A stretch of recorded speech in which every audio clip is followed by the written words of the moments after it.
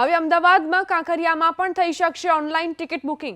અમદાવાદ મહાનગરપાલિકાએ કાંકરિયામાં આવતા મુલાકાતીઓ માટે આ વ્યવસ્થા શરૂ કરી છે, જેમાં વેબસાઇટ પરથી મુલાકાતીઓ સીધી જ ટિકિટ બુકિંગ કરી શકશે। નાણાંની ચૂકવણી માટે જીપે, પેટીએમ સાથે ડેબિટ કાર્ડ અને ક્રેડિટ કાર્ડથી પણ ચૂકવણી થઈ શકશે।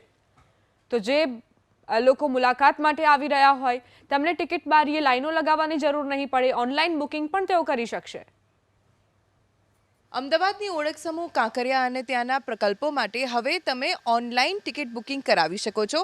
જી હા, અમદાવાદ મ્યુનિસિપલ કોર્પોરેશને ખાસ એક પોર્ટલ શરૂ કર્યું છે, જેના થકી હવે તમે ટિકિટ્સ ઓનલાઈન બુક કરાવી શકો છો। વેબસાઇટ છે www.kankariyalaketickets.com। જેવું આપ વેબ પેજ ઉપર જશો એટલે Kankaria lake front online ticket બુકિંગનું પોર્ટલ શરૂ થશે।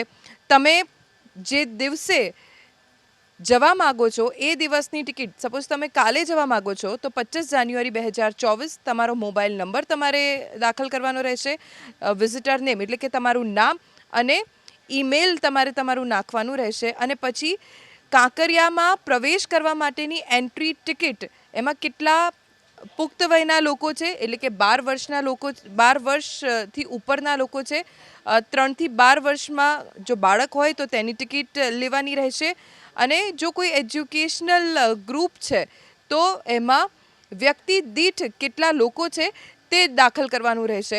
અહીંયા ટિકિટ્સના દર પણ લખ્યા છે। સપોઝ એડલ્ટ છે તો તેની 10 રૂપિયા ટિકિટ, ચાઇલ્ડ છે, બાળક છે તો 5 રૂપિયા ટિકિટ, અને એજ્યુકેશનલ ટ્રીપ છે તો વ્યક્તિ દીઠ 1 રૂપિયા ટિકિટ લેવાની રહેશે।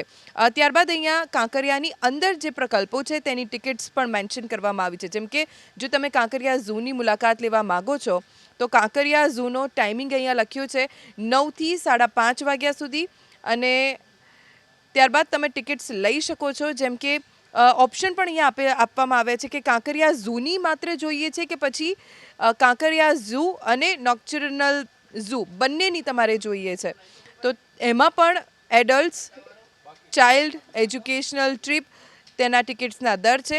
જો તમે કેમેરા લઈને જાઓ છો તો તમારે કેમેરાના અલગથી પે કરવાના હોય છે, એ તમે ત્યાં સ્થળ ઉપર જઈને ટિકિટ લો કે પછી ઓનલાઈન ટિકિટ લો, કેમેરા લઈને જાઓ તો તમારે એના અલગ પે કરવાના હોય છે, 5 રૂપિયા ટિકિટ હોય છે। મૂવી કેમેરા જો 8 mm હોય તો એની પણ ટિકિટ અલગ લેવાની હોય છે, એટલે અહીંયાથી તમે ટિકિટ બુક કરાવી શકો છો। એવી જ રીતે જો તમારે બટરફ્લાય પાર્કની ટિકિટ લેવી હોય તો તમારે લાઇનમાં હવે ઊભા રહેવાની જરૂર નથી, તમે ઓનલાઈન ટિકિટ બુક કરાવી શકો છો।